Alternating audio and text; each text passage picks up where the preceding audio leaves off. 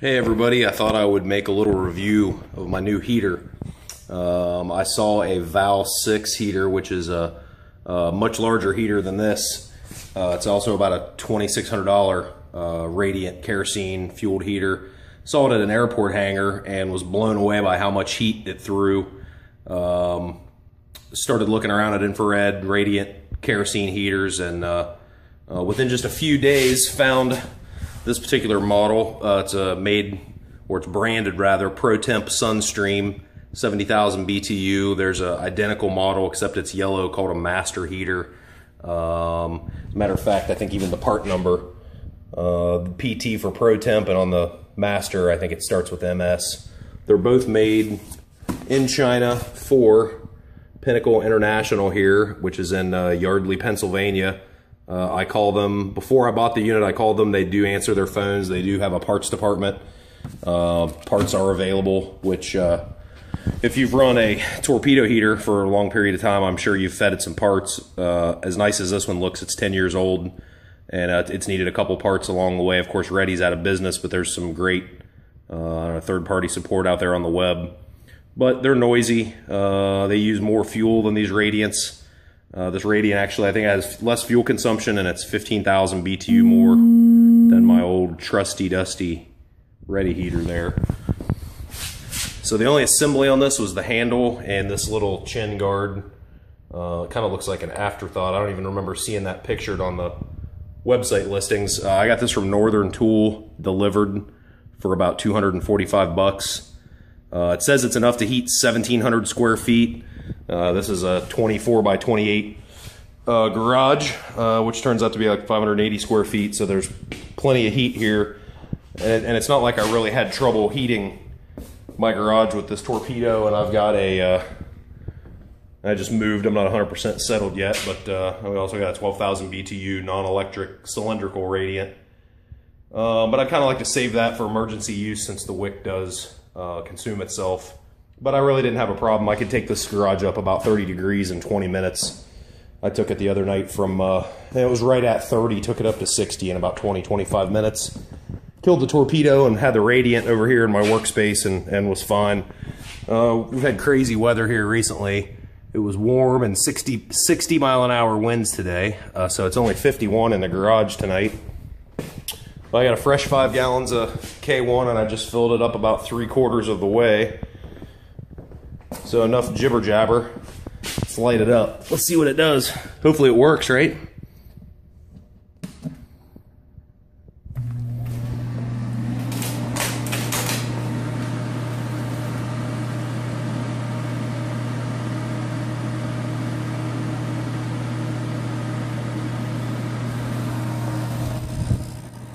A piece of styrofoam blew out of it. That's exciting.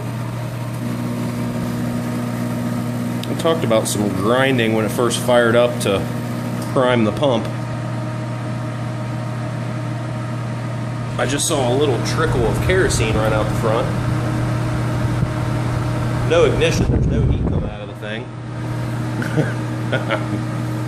That's not a very good start to my YouTube video.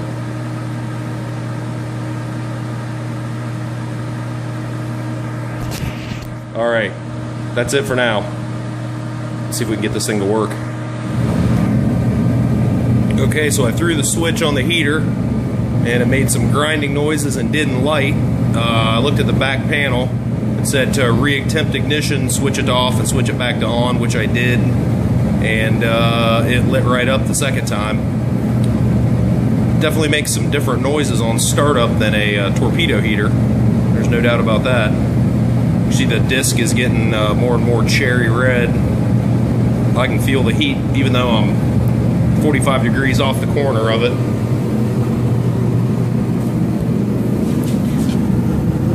The instructions there simply said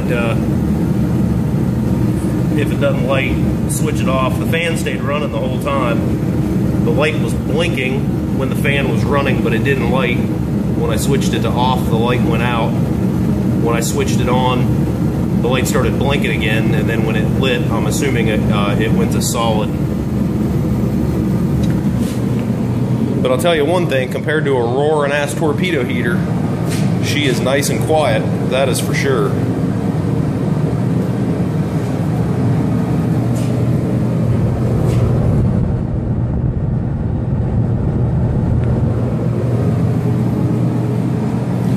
So the Val 6 is a pure radiant heater. Like I said, it's also almost $3 grand. This is, it does have some air blowing out the front, although it's not a tremendous amount. You see, it just barely turns this paperwork when I hold it out there. It's not a raging fan like a torpedo heater, hence you have a lot less noise.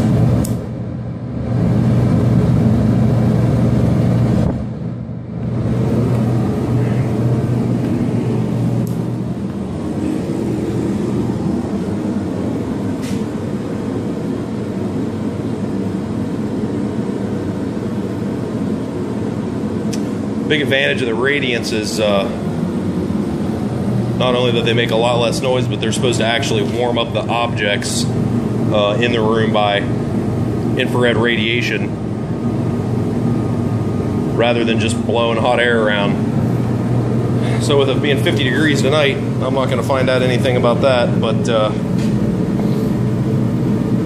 it will be nice to see on a cold night, get this place up to 60 degrees and open the garage door for 30 seconds and close it. Does all the heat rush out, or has it truly heated up the objects, which will then quickly reheat the air? I think that's what I'll be most curious about.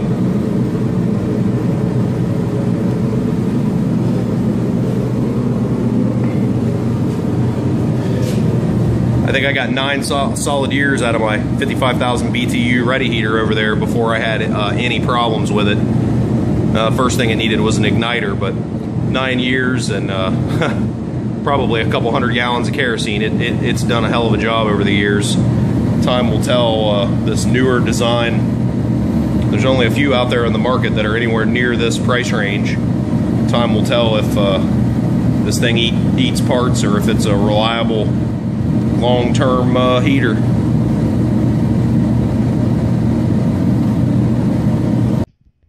Alright, it's been a couple of days since my first video when I first unboxed this baby.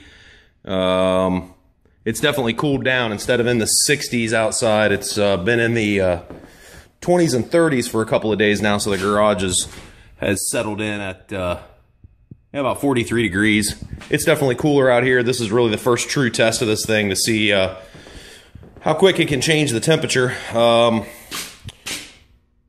When I first fired it, tried to fire it, it didn't light. It blew a chunk of styrofoam out the front, made a couple of noises, I'm assuming when the fan blade smacked it, and then there was a little trickle of kerosene. And I just, instructions on the back say if it fails to light, you switch it off and then switch it back on, and it'll reattempt ignition. It still runs even when you switch it off because it's got like a 5-minute cooling cycle. And it did light that second time the other night. But now that it's sat for a few days, I'm curious to see what it does on the first ignition attempt here tonight. So let's see what we get. There goes the motor.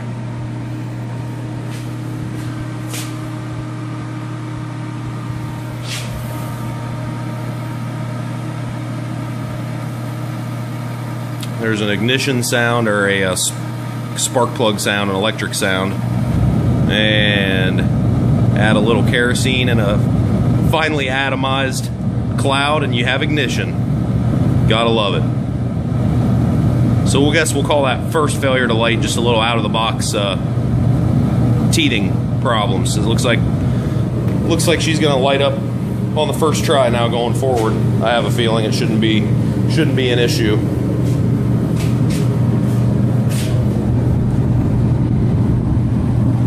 I did notice before it took about, I don't know, 2 or 3 minutes for that disc to get all the way cherry. And you don't really reach full heat until that disc gets all the way up to temperature. Which, after looking at the manual or maybe one of the stickers on the back, I think it's like 1,050 degrees is a maximum outlet temperature, so that's pretty stout. It definitely throws some heat when it's almost 1,100 degrees, I'm sure.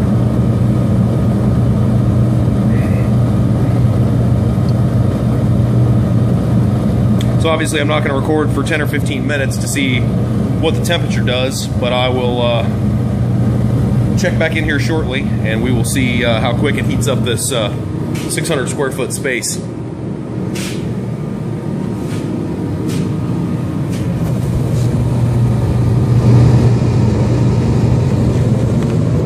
Alright, so it's been just about 15 minutes. Feels pretty toasty in here. Let's see where we're at. We are at about 64 degrees, so 15 minutes, picked up about 22 degrees in here. I don't know if you can really tell, but these the thermostat and the heater are about as far apart. They're just about catty corner. There's the extreme corner right there. And it's actually behind this saw blade and a couple of tape guns there, so it definitely does not even have line of sight to the heater. There's what it looks like. You turn around and there you're square with the heater pretty much, so it's pretty shielded from it. I think that it has dramatically warmed up in here. I'm out here in a sweatshirt, a t-shirt, sweatshirt, pair of jeans, just a baseball cap, and at this point, honestly, I would probably switch it off. It's plenty toasty if you're going to be out here actually doing something. I need to get an insulation kit on this door, but it is plenty of blown in insulation up above. It's nice attic steps here. I've been up there a bunch. Super happy with it. So if you've got a torpedo heater and you want to kind of go to the next level, get something that is a lot quieter. At this point, I definitely wouldn't hesitate to try one of these out. Obviously, it's a new style, it's a new form factor. It is Chinese made. What isn't, especially at this price point? But for 250 bucks, I don't think you can go wrong. I mean, not really going to know until after a couple of 100% reliable seasons with it what you're really going to get long term. Like I said in the first part of the video, I think this thing, honestly, I think it went 8 years with nothing. I don't even think it ever failed to ignite, even coming out of storage. There'd always be a little old kerosene left, put some fresh in it, and she would light right up.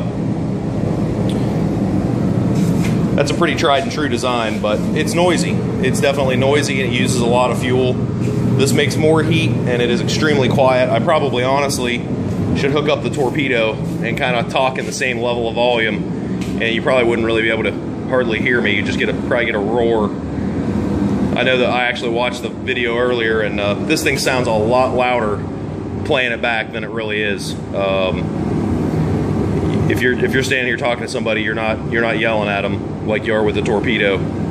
There's definitely a small amount less odor as well, as far as kerosene smell. When I go back inside to get a refreshing beverage, when you open the door and come back out, I believe there is a little bit less of a fuel smell. But speaking of refreshing beverages, I think this pretty much covers it for this heater. Hope you enjoyed the review, and I'd say you're probably safe with either the ProTemp or the Master heater. I've got manuals downloaded for both of them, and they're the same unit. They're both made in China, and they're both sold by that Pinnacle group. I don't know why they have decided to have two names, ProTemp and Master heater. But all right, guys, thank you. See ya. Hey everybody, I thought I would make a little review of my new heater.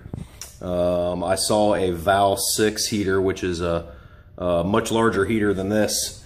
It's also about a $2,600 radiant kerosene fueled heater.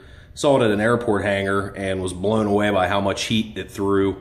Started looking around at infrared radiant kerosene heaters, and within just a few days found this particular model. It's branded rather, ProTemp Sunstream, 70,000 BTU. There's an identical model, except it's yellow, called a Master heater.